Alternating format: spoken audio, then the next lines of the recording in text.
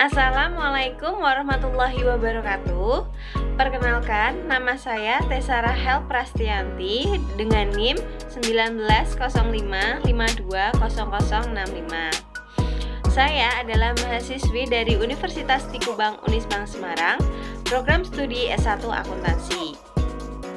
Nah, pada video kali ini saya akan menjelaskan tentang standar audit 560 mengenai peristiwa kemudian dan juga standar audit 570 mengenai kelangsungan usaha.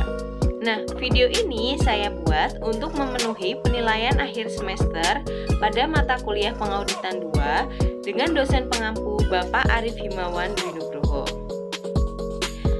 Nah, sebelum kita lanjut ke materinya, kita akan kenalan dulu yuk dengan Universitas Tikubang Unisbank Semarang.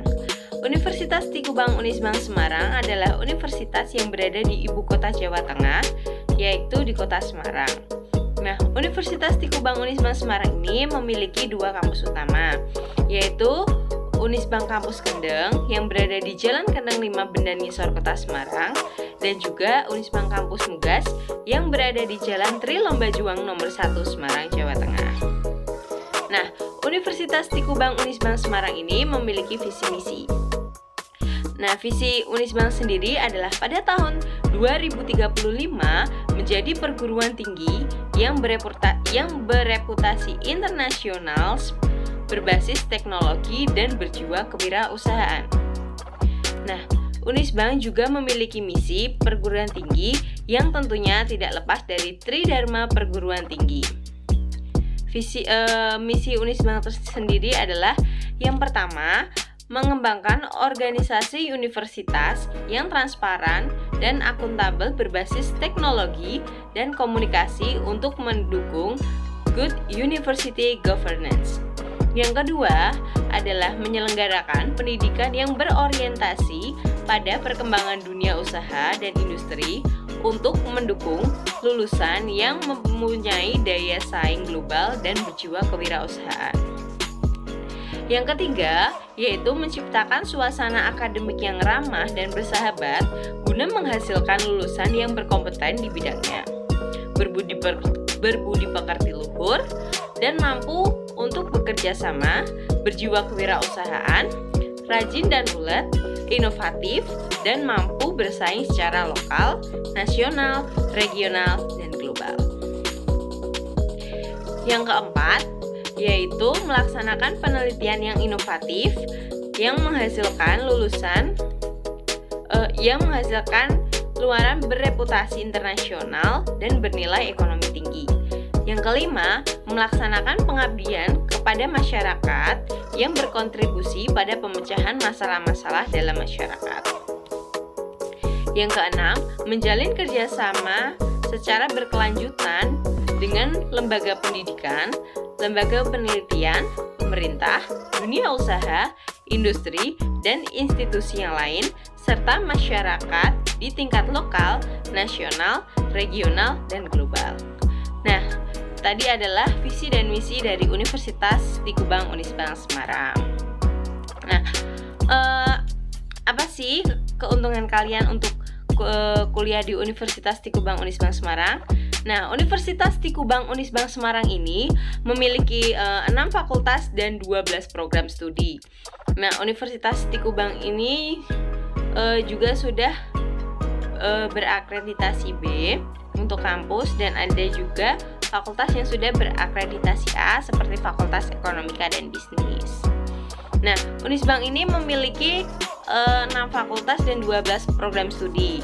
Yang pertama ada Fakultas Teknologi Informasi yang memiliki program studi S1 Sistem Informasi, S1 Teknik Informatika, dan D3 Manajemen Informatika.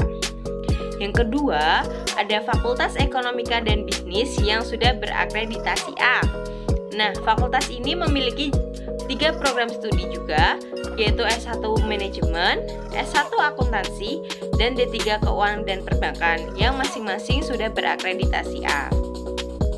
Yang ketiga adalah Fakultas Hukum yang mempunyai program studi S1 Ilmu Hukum. Yang keempat ada Fakultas Pariwisata yang memiliki program studi D3 Perhotelan. Yang kelima ada Fakultas Bahasa dan Ilmu Budaya yang memiliki program studi S1 Sastra Inggris.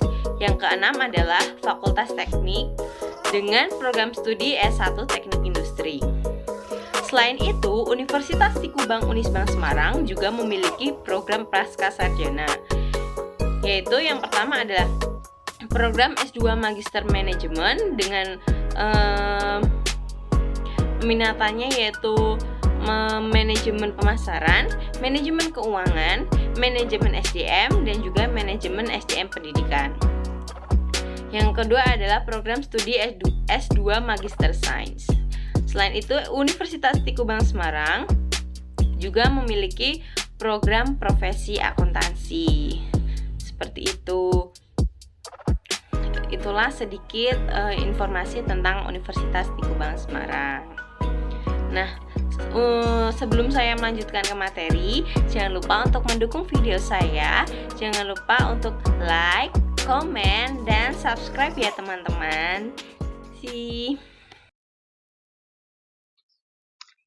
Oke, langsung saja. Materi yang pertama yang akan saya bahas adalah materi tentang standar audit 560 tentang peristiwa kemudian.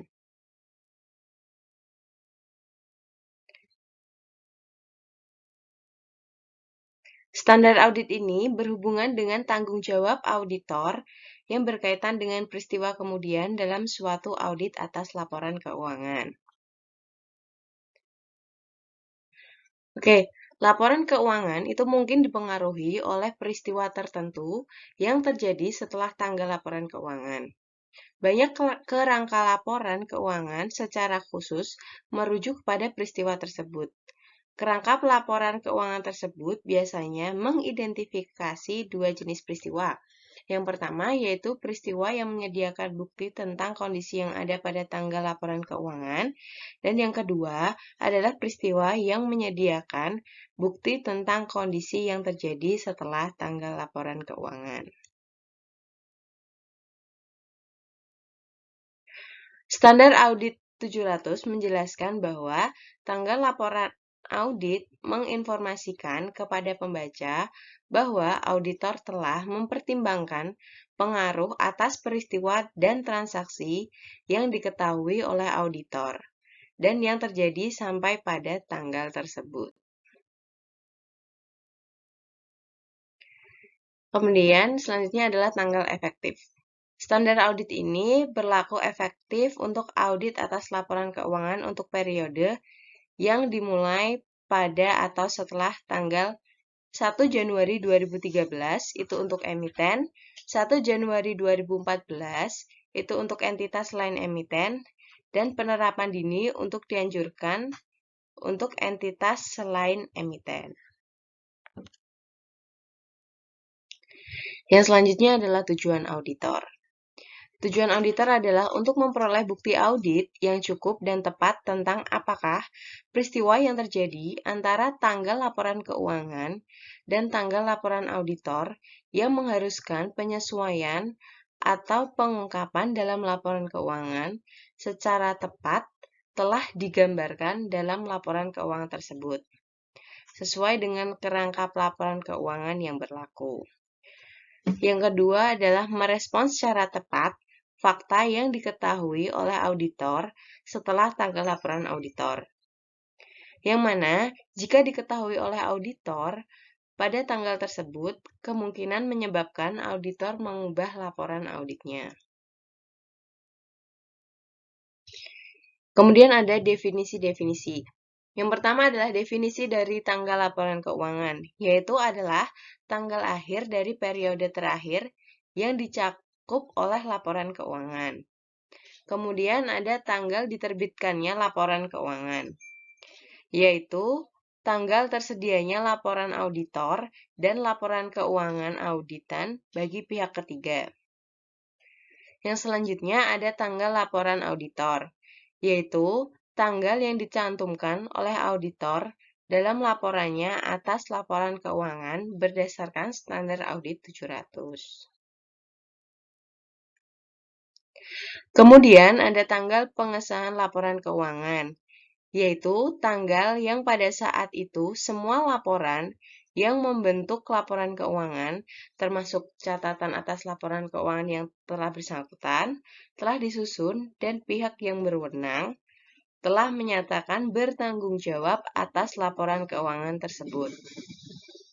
Definisi yang terakhir adalah peristiwa kemudian, yaitu peristiwa yang terjadi di antara tanggal laporan keuangan dan tanggal laporan auditor, dan fakta yang telah diketahui oleh auditor setelah tanggal laporan auditor.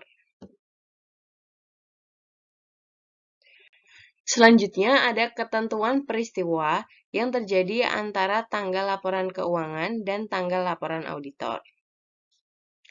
Auditor itu harus melaksanakan prosedur audit yang dirancang untuk memperoleh bukti audit yang cukup dan tepat, bahwa seluruh peristiwa yang terjadi antara tanggal laporan keuangan dengan tanggal laporan yang mengharuskan penyesuaian atau pengungkapan dalam laporan keuangan. Namun, auditor tidak diharapkan untuk melakukan prosedur audit tambahan atas hal-hal yang mana prosedur audit yang sebelumnya diterapkan telah menyediakan kesimpulan yang memadai. Selanjutnya, auditor harus mempertimbangkan penilaian resiko auditor dalam menetapkan sifat dan luas prosedur audit yang harus mencakup hal-hal sebagai berikut. Yang pertama, auditor harus memperoleh suatu pemahaman tentang prosedur yang telah ditetapkan oleh manajemen untuk memastikan bahwa peristiwa kemudian itu sudah teridentifikasi. Kemudian, yang kedua, meminta keterangan dari manajemen dan jika keterangan itu relevan, pihak yang bertanggung jawab atas tata kelola tentang peristiwa kemudian yang telah terjadi yang mungkin mempengaruhi laporan keuangan. Yang ketiga yaitu membaca risalah rapat. Ketika ada tentang pemilik, manajemen, dan pihak yang bertanggung jawab atas tata kelola entitas, yang rapat tersebut diadakan setelah tanggal laporan keuangan dan meminta keterangan tentang hal-hal yang dibahas dalam rapat tersebut, yang risalah hasil rapatnya belum tersedia. Yang keempat, yaitu membaca laporan keuangan intern terakhir entitas itu jika ada. Kemudian yang terakhir, auditor harus mengidentifikasi peristiwa yang mengharuskan penyesuaian atau pengungkapan dalam laporan keuangan. Auditor harus menentukan apakah setiap peristiwa tersebut telah digambarkan dalam laporan keuangan secara tepat dan sesuai dengan kerangka keuangan yang berlaku.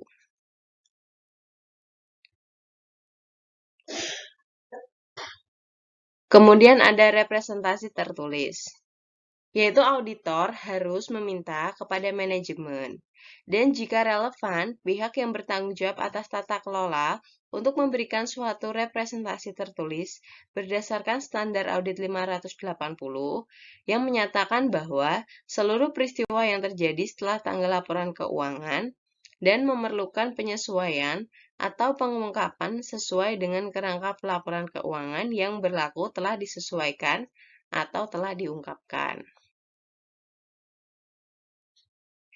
Kemudian, ada fakta yang diketahui oleh auditor setelah tanggal laporan auditor, namun sebelum tanggal laporan keuangan itu diterbitkan.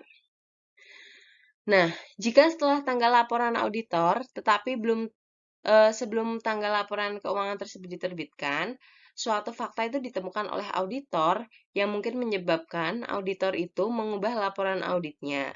Jika fakta tersebut telah diketahui oleh auditor pada tanggal laporan auditor, maka auditor tersebut harus yang pertama adalah membahas hal tersebut dengan manajemen. Dan jika relevan dengan pihak yang bertanggung jawab atas tata kelola, menentukan apakah laporan keuangan tersebut memerlukan perubahan. Dan jika demikian, meminta keterangan bagaimana manajemen akan melakukan hal tersebut dalam laporan keuangan.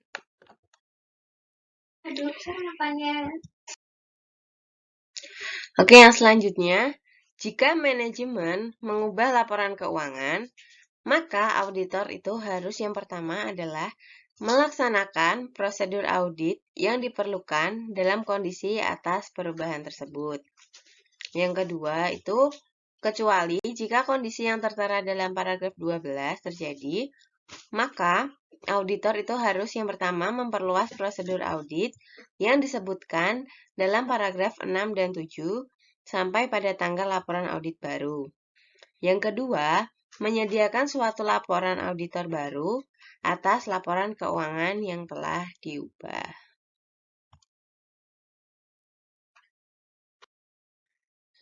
Yang selanjutnya yaitu peraturan perundang-undangan tidak melarang manajemen untuk membatasi perubahan atas laporan keuangan yang disebabkan oleh pengaruh peristiwa kemudian, atau peristiwa yang menyebabkan perubahan dan pihak yang bertanggung jawab untuk menyetujui laporan keuangan tidak dilarang untuk membatasi persetujuan terhadap perubahan yang bersangkutan. Maka, auditor diizinkan untuk membatasi prosedur audit atas peristiwa kemudian yang disyaratkan. Dalam kasus seperti ini, auditor tersebut harus yang pertama mengubah laporan auditor dengan memasukkan suatu tanggal tambahan yang dibatasi sampai dengan perubahan tersebut. Yang kedua, auditor harus menyajikan suatu laporan auditor yang baru. Nah, jika manajemen tidak merubah laporan keuangan dalam kondisi yang auditor yakin bahwa laporan keuangan tersebut itu perlu diubah, maka yang pertama, jika laporan auditor belum diserahkan kepada entitas, auditor harus mengubah opininya seperti yang disyaratkan dalam standar audit 705 dan kemudian menyerahkan laporan auditor tersebut. Yang kedua itu, jika laporan auditor telah diserahkan kepada entitas, auditor harus memberitahu manajemen dan kecuali jika semua pihak yang bertanggung jawab atas tata kelola terlibat dalam pengelolaan entitas. Nah, pihak yang bertanggung jawab atas tata kelola entitas tersebut agar tidak menerbitkan laporan keuangan kepada pihak ketiga sebelum perubahan yang diperlukan itu dibuat. Kemudian ada fakta yang diketahui oleh auditor setelah laporan keuangan diterbitkan. Jika setelah laporan keuangan diterbitkan, tetapi suatu fakta diketahui oleh auditor, maka jika fakta tersebut diketahui oleh auditor pada tanggal laporan auditor, maka dapat menyebabkan auditor itu merubah laporan auditnya. Maka auditor harus melakukan yang pertama, itu membahas hal tersebut dengan manajemen. Nah, jika relevan dengan pihak yang bertanggung jawab atas laporan tata kelola tersebut. Kemudian yang kedua, menentukan apakah laporan keuangan memerlukan perubahan. Yang ketiga, meminta keterangan bagaimana manajemen bermaksud untuk menyelesaikan hal tersebut ke dalam laporan keuangan. Oke, selanjutnya, jika manajemen merubah laporan keuangan, maka auditor itu harus melakukan yang pertama adalah melaksanakan prosedur audit yang diperlukan dalam kondisi atas perubahan tersebut. Yang kedua yaitu menelaah tahap-tahap yang dilakukan oleh manajemen untuk memastikan bahwa setiap pihak yang menerima laporan keuangan diterbitkan sebelum bersamaan dengan laporan auditor itu diberi informasi tentang situasi tersebut. Yang ketiga itu dia akan memperluas prosedur audit sampai pada tanggal laporan auditor baru.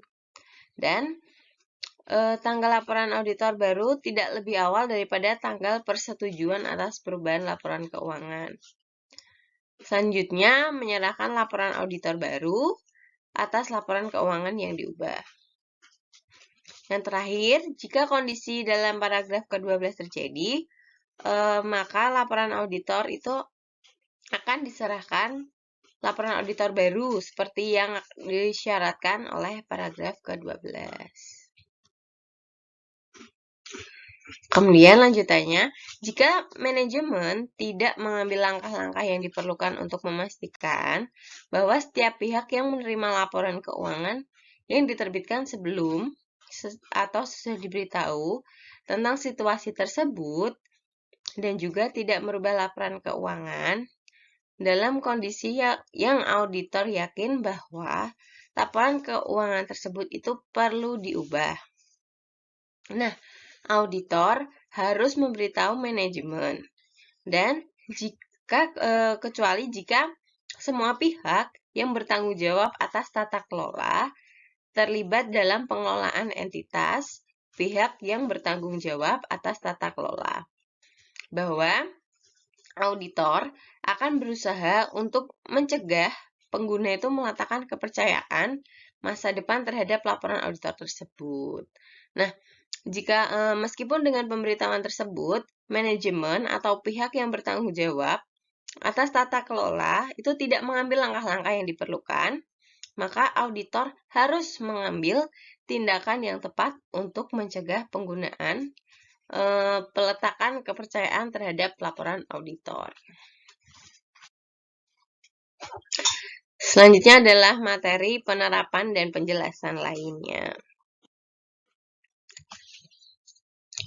Nah, ruang lingkupnya adalah ketika laporan keuangan audit dimasukkan dalam dokumen lain setelah penerbitan laporan keuangan, auditor mungkin memiliki tanggung jawab tambahan yang berhubungan dengan peristiwa kemudian yang perlu dipertimbangkan oleh auditor. Nah, seperti ketentuan peraturan perundang-undangan yang melibatkan penawaran atas sekuritas publik dalam yurisdiksi itu tempat ditawarkannya sekuritas tersebut. Nah, contohnya adalah auditor itu mungkin diharuskan untuk melakukan prosedur audit tambahan sampai pada tanggal dokumen penawaran terakhir.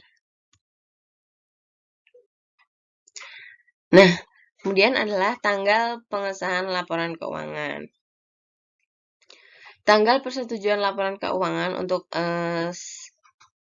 standar audit ini adalah tanggal yang lebih awal ya, yang pada saat itu pihak yang berwenang itu menentukan bahwa seluruh pernyataan yang membentuk laporan keuangan, termasuk di dalamnya catatan yang terkait, telah disusun dan pihak yang berwenang telah menyatakan bahwa mereka itu bertanggung jawab atas laporan keuangan tersebut. Kemudian ada tanggal laporan auditor. Nah, tanggal laporan auditornya tidak dapat diberi tanggal yang lebih awal daripada tanggal pada saat auditor itu memperoleh bukti yang cukup dan tepat sebagai basis dari opini laporan keuangan tersebut. Kemudian ada tanggal penerbitan laporan keuangan. Tanggal penerbitan laporan keuangan pada umumnya tergantung pada peraturan yang berlaku dalam lingkungan yang menjadi tempat berusaha suatu entitas. Nah, dalam beberapa kondisi, tanggal penerbitan laporan keuangan ini mungkin ya merupakan tanggal pada saat laporan keuangan itu diserahkan kepada badan pengatur. Nah, karena laporan keuangan auditan itu tidak dapat diterbitkan tanpa laporan auditor. Kemudian ada pertimbangan spesifik atas entitas sektor publik. Dalam kasus sektor publik, tanggal penerbitan laporan keuangan mungkin itu sama dengan tanggal laporan keuangan auditan. Dan laporan auditor atas laporan keuangan tersebut disajikan ke badan pembuat undang-undang atau dengan cara lain diumumkan kepada publik. Nah, dalam sektor publik itu sendiri, auditor dapat membaca catatan ofisial atas tindakan yang relevan dengan badan legislatif dan meminta keterangan tentang hal-hal yang berkaitan dengan tindakan tersebut, di mana catatan ofisial itu belum tersedia. Nah, selanjutnya, masih dalam sektor publik, tindakan yang diambil yang sesuai dengan paragraf ke-13, ketika manajemen tidak mengubah laporan keuangannya, dapat mencakup laporan secara terpisah untuk badan pembuat undang-undang atau badan lain yang relevan dalam hierarki pelaporan tentang implikasi peristiwa kemudian terhadap laporan keuangan dan laporan auditor. Dalam beberapa yurisdiksi, entitas dalam sektor publik ini mungkin dilarang oleh perundang-undangan untuk menerbitkan laporan keuangan yang sudah diubah. Dalam kondisi tersebut, tindakan tidak tepat auditor adalah untuk melaporkan hal tersebut kepada badan statutory yang tepat. Selanjutnya, peristiwa yang terjadi antara tanggal laporan keuangan dan tanggal laporan auditor. Nah, sebagai tambahan terhadap prosedur audit yang disyaratkan, auditor itu dapat mempertimbangkan hal berikut. Yang pertama, membaca budget perusahaan terakhir yang tersedia, seperti perakiraan arus kas dan laporan manajemen yang lain. Kemudian meminta keterangan atau memperluas permintaan keterangan sebelum yang dilakukan secara tertulis maupun lisan kepada penasihat hukum. Yang ketiga itu mempertimbangkan apakah representasi tertulis yang mencakup peristiwa kemudian itu mungkin diperlukan untuk mendukung bukti audit yang lain. Selanjutnya, permintaan keterangan. Itu dalam meminta keterangan dari pihak manajemen dan jika relevan, pihak yang bertanggung jawab atas tata kelola tentang apakah ada peristiwa kemudian yang telah terjadi, auditor itu dapat meminta keterangan tentang status terkini dari unsur-unsur yang dapat dipertanggungjawabkan. Itu seperti apakah komitmen baru penarikan utang atau jaminan yang telah terjadi. Kemudian, apakah penjualan atau akuisisi aset telah terjadi atau direncanakan. Dan masih banyak lagi keterangan yang harus diminta oleh auditor. Selanjutnya ada penggunaan tanggal ganda. Nah, tanggal ganda itu sendiri ditambahkan atau dimasukkan ke dalam laporan auditor untuk menginformasikan kepada pengguna bahwa prosedur audit setelah tanggal tersebut terbatas pada perubahan kemudian atas laporan keuangan. Kemudian tidak ada perubahan atas laporan keuangan oleh manajemen. Dalam beberapa yurisdiksi, manajemen itu mungkin tidak disyaratkan oleh peraturan perundang-undangan atau oleh kerangka pelaporan keuangan untuk menerbitkan laporan keuangan yang sudah dirubah. Nah, hal ini sering terjadi ketika penerbitan laporan keuangan untuk periode berikutnya itu makin dekat sepanjang pengungkapan yang telah dibuat dalam laporan keuangan tersebut. Nah, kemudian ada tindakan auditor dalam mencari cara untuk mencegah pengguna mempercayai laporan auditor. Yang pertama, auditor itu mungkin perlu memenuhi kewajiban hukum tambahan pada waktu auditor telah memberitahu manajemen untuk tidak menerbitkan laporan keuangan. Dan manajemen itu telah menyetujui permintaan tersebut. Yang kedua, jika manajemen telah menerbitkan laporan keuangan, walaupun ada pemberitahuan dari auditor untuk tidak menerbitkan laporan keuangan kepada pihak ketiga tersebut, nah tindakan auditor itu untuk mencegah pengguna mempercayai laporan auditor atas laporan keuangan itu tergantung pada pihak dan kewajiban hukum auditor. Kemudian ada tindakan auditor dalam mencari cara untuk mencegah pengguna mempercayai laporan auditor yang selanjutnya. Itu ketika auditor yakin bahwa manajemen atau pihak yang bertanggung jawab atas tata kelola itu telah gagal untuk mengambil langkah-langkah yang perlu untuk mencegah pengguna itu mempercayai laporan auditor tersebut. Nah, atas laporan keuangan yang sebelumnya diterbitkan oleh perusahaan, walaupun ada pemberitahuan sebelumnya dari auditor bahwa auditor akan mengambil tindakan dalam mencari cara untuk mencegah pengguna itu mempercayai laporan tersebut. Nah, tindakan auditor itu tergantung pada hak dan kewajiban hukum auditor. Sebagai konsekuensinya, auditor mungkin akan mempertimbangkan alasan yang tepat untuk mencari advis hukum tersebut. Nah, demikian penjelasan saya mengenai standar audit 560. Kemudian akan saya lanjutkan untuk penjelasan standar audit 570 mengenai kelangsungan usaha. Nah, materi yang kedua yaitu adalah standar audit 570 mengenai kelangsungan usaha.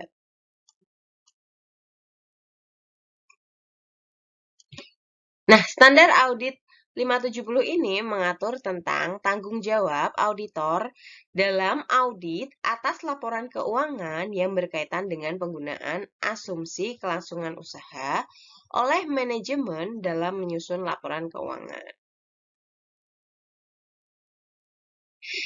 Berikut ini adalah asumsi kelangsungan usaha. Berdasarkan asumsi kelangsungan usaha, suatu entitas itu dipandang bertahan dalam bisnis untuk masa depan yang dapat diprediksi. Yang kedua, laporan keuangan itu bertujuan umum disusun berbasis kelangsungan usaha, kecuali manajemen bermaksud untuk melikuidasi entitas atau menghentikan operasionalnya, atau tidak memiliki alternatif yang realistis selain melakukan tindakan tersebut. Kemudian, laporan keuangan bertujuan khusus itu belum tentu disusun sesuai dengan kerangka laporan keuangan berbasis kelangsungan usaha. Yang keempat, yaitu ketika pengguna asumsi kelangsungan usaha tidak tepat, maka aset dan liabilitasnya dicatat atas dasar entitas akan mampu merealisasikan aset dan melunasi liabilitasnya. Kemudian ada tanggung jawab penilaian atas kemampuan entitas untuk mempertahankan kelangsungan usahanya. Nah, dalam penyusunan laporan keuangan itu mengharuskan manajemen untuk menilai kemampuan entitas dalam mempertahankan kelangsungan usahanya. Bahkan, ketika kerangka laporan keuangan itu tidak mencakup suatu ketentuan eksplisit untuk melakukan hal tersebut. Nah, penilaian manajemen atas kemampuan entitas untuk mempertahankan kelangsungan usahanya melibatkan suatu pertimbangan pada waktu-waktu tertentu. Nah, tentang hasil peristiwa atau kondisi masa depan yang tidak pasti secara inheren. Faktor-faktor berikut adalah yang relevan dengan pertimbangan tersebut. Yang pertama adalah tingkat ketidakpastian yang terkait dengan hasil suatu peristiwa atau kondisi meningkatkan secara signifikan hasil yang terjadi. Yang kedua, ukuran dan kompleksitas entitas, sifat, dan kondisi bisnisnya, serta tingkat keterpengaruhannya oleh faktor eksternal mempengaruhi pertimbangan hasil peristiwa atau kondisi. Yang terakhir, setiap pertimbangan tentang masa depan itu didasarkan atas informasi yang tersedia ketika pertimbangan dilakukan.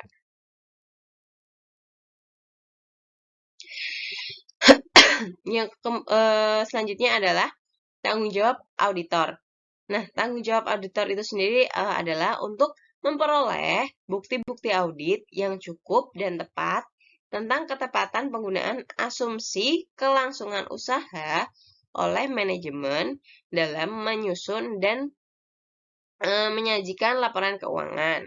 Dan untuk menyimpulkan apakah terdapat suatu ketidakpastian material tentang kemampuan entitas untuk mempertahankan kelangsungan usahanya.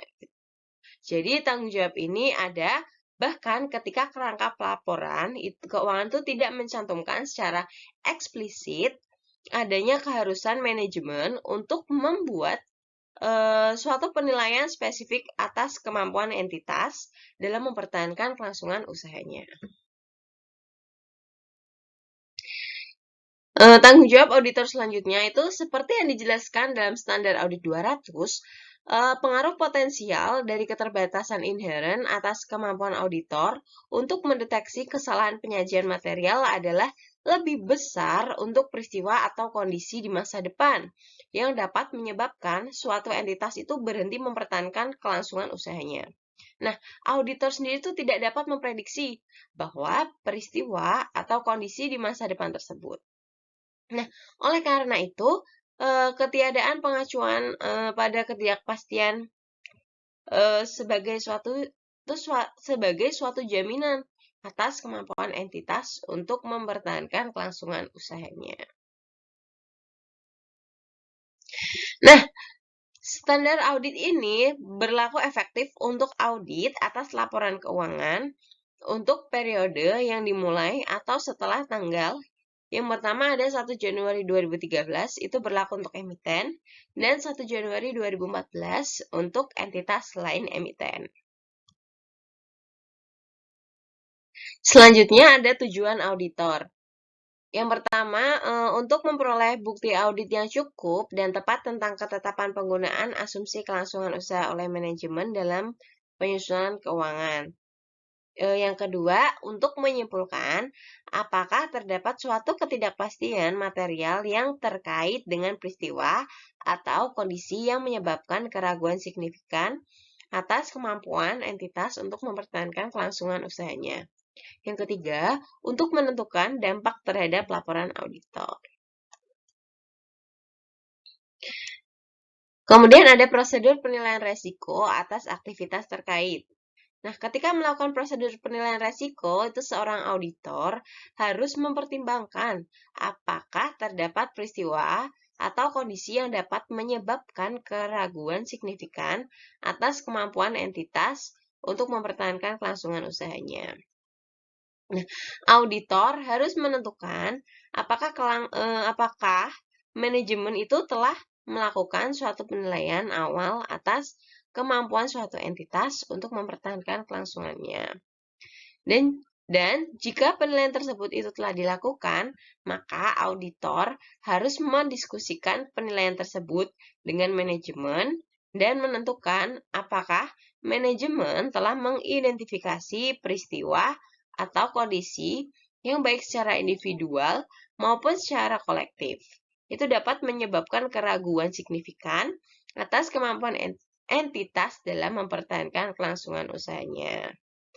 Dan jika penilaian tersebut itu belum dilakukan, maka auditor harus mendiskusikan kembali dengan manajemen itu berbasis penggunaan asumsi kelangsungan usaha yang dimaksudkan. Dan auditor meminta keterangan kepada manajemen apakah terdapat peristiwa atau kondisi yang dapat menyebabkan satu keraguan signifikan atas kemampuan entitas untuk mempertahankan kelangsungan usahanya.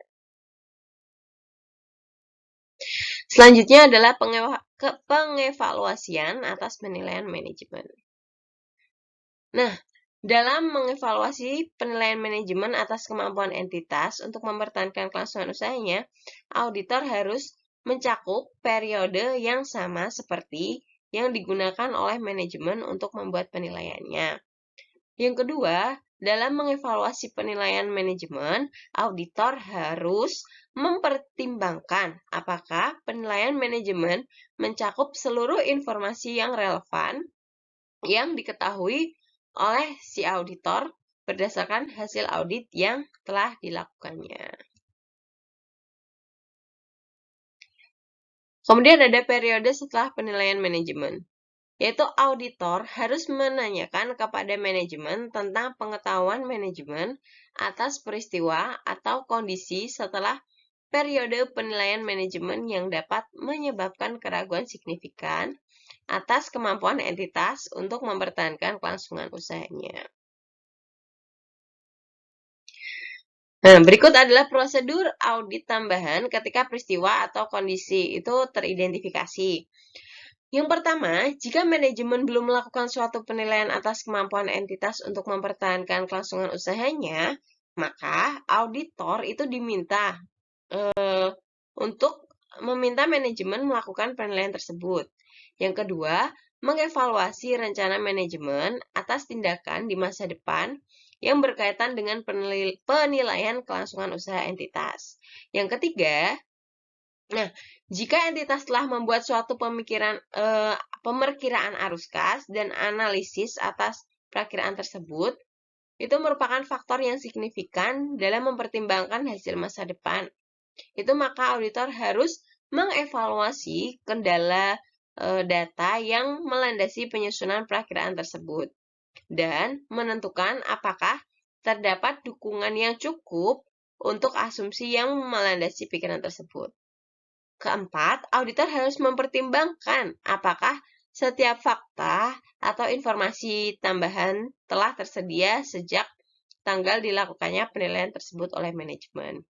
Yang kelima, meminta representasi tertulis dari manajemen dan jika relevan, pihak yang bertanggung jawab atas tata kelola tentang rencana mereka itu di masa depan itu bagaimana kelayakan suatu entitas dalam mempertahankan usahanya.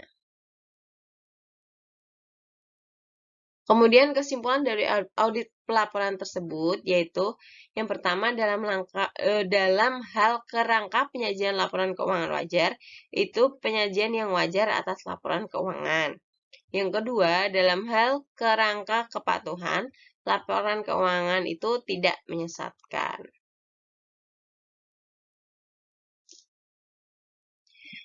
Kemudian penggunaan asumsi kelangsungan usaha itu sudah tepat, tetapi terdapat suatu ketidakpastian. Maka auditor harus menjelaskan peristiwa yang dapat menyebabkan keraguan atas kemampuan entitas untuk mempertahankan kelangsungan usahanya dan rencana manajemen ke depannya itu seperti apa.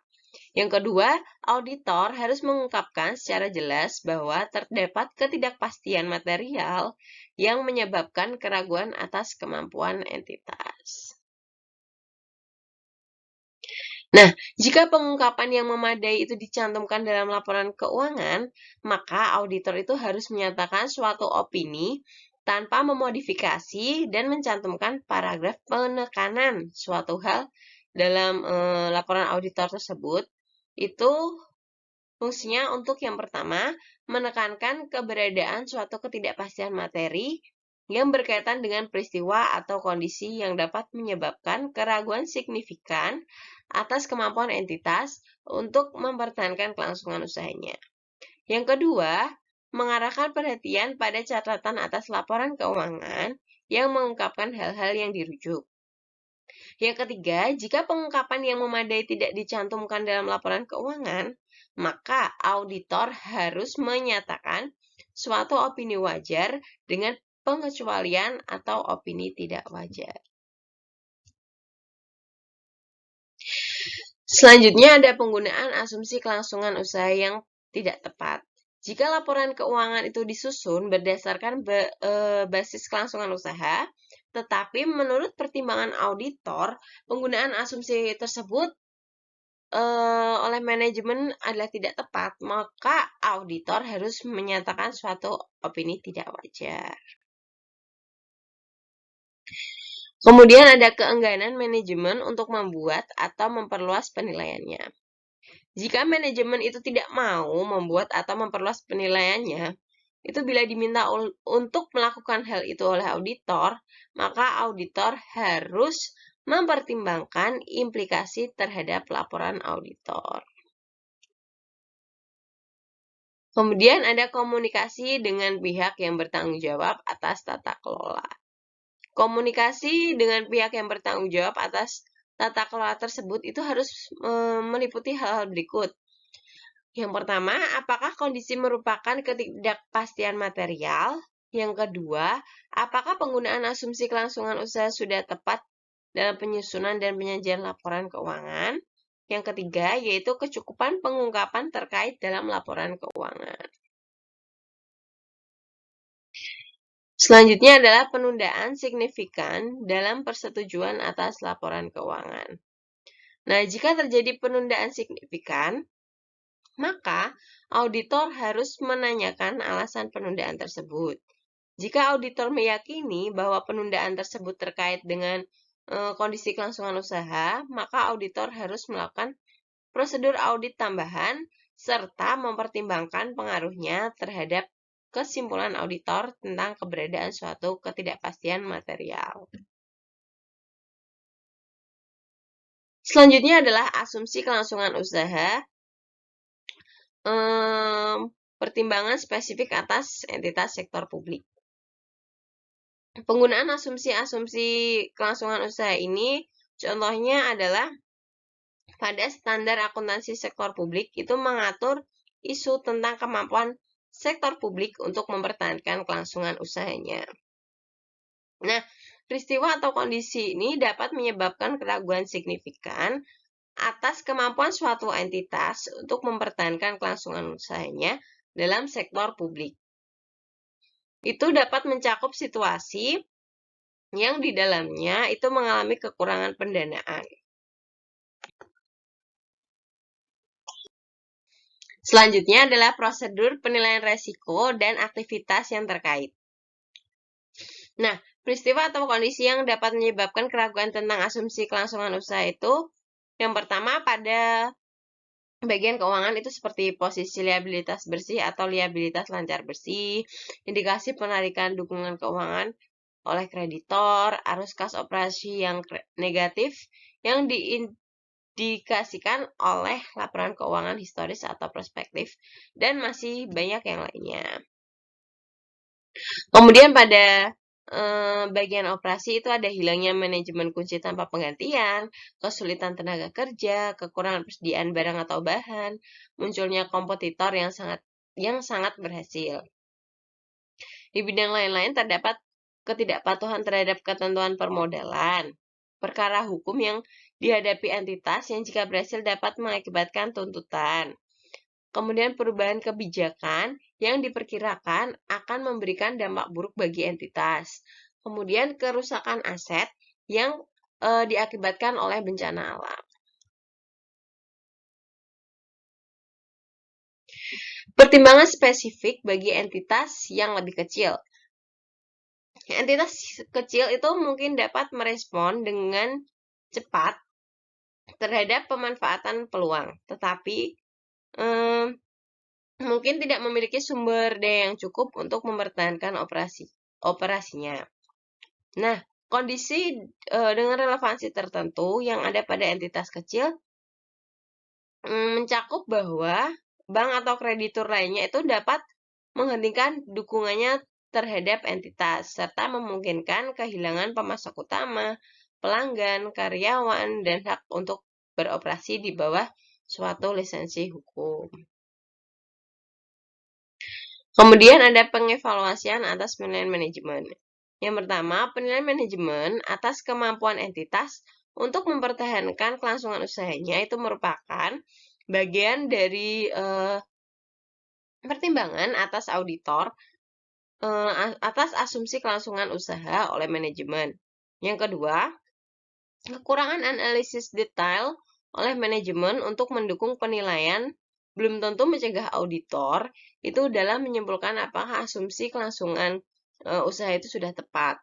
Yang ketiga, pengevaluasian terhadap penilaian oleh manajemen atas kemampuan entitas untuk mempertahankan usahanya dapat mencakup evaluasi atas manajemen proses yang dilakukan setelah penilaian. Kemudian ada pertimbangan spesifik bagi entitas yang lebih kecil. Yang pertama, manajemen entitas yang lebih kecil belum tentu telah menyiapkan suatu penilaian detail atas kemampuan entitas untuk mempertahankan kelangsungan usahanya. Yang kedua, dukungan oleh pemilik itu seringkali penting bagi kemampuan entitas yang lebih kecil untuk mempertahankan kelangsungan usahanya. Kemudian ada periode setelah penilaian manajemen. Selain menyatakan kepada manajemen, auditor tidak memiliki tanggung jawab untuk melakukan prosedur audit lainnya untuk mengidentifikasi peristiwa atau kondisi yang dapat menyebabkan keraguan signifikan atas kemampuan entitas untuk mempertahankan kelangsungan usahanya setelah periode yang dinilai oleh manajemen. Kemudian ada prosedur audit tambahan ketika peristiwa atau kondisi teridentifikasi. Yang pertama ada menganalisis arus kas, laba, perkiraan relevan lainnya. Yang kedua ada menganalisis laporan keuangan intern terakhir entitas. Kemudian membaca persyaratan perjanjian dan menentukan apakah terdapat pelanggaran. Kemudian membaca risalah rapat pemegang saham. Menanyakan penasihat hukum entitas tentang keberadaan litigasi dan klaim. Kemudian mengkonfirmasi keberadaan. Mengevaluasi rencana entitas untuk menghadapi pesanan pelanggan yang tidak dapat dipenuhi. Melakukan prosedur audit atas peristiwa yang terjadi setelah tanggal pelaporan. Kemudian mengkonfirmasi eksistensi, persyaratan, dan kecukupan fasilitas pinjaman. Kemudian memperoleh dan mereview laporan-laporan tentang tindakan badan pengatur. Yang terakhir adalah menentukan kecukupan bukti pendukung atas penghapusan aset yang direncanakan. Kemudian ada pengevaluasian atas rencana manajemen untuk tindakan di masa depan. Nah, pengevaluasian atas rencana manajemen untuk tindakan di masa depan ini mencakup pengajuan pertanyaan kepada manajemen tentang rencana manajemen untuk tindakan di masa depan. Sebagai contohnya seperti melikuidasi aset, meminjamkan dana, atau merestrukturisasi hutang, mengurangi atau menunda pembelanjaan, atau meningkatkan permodalan.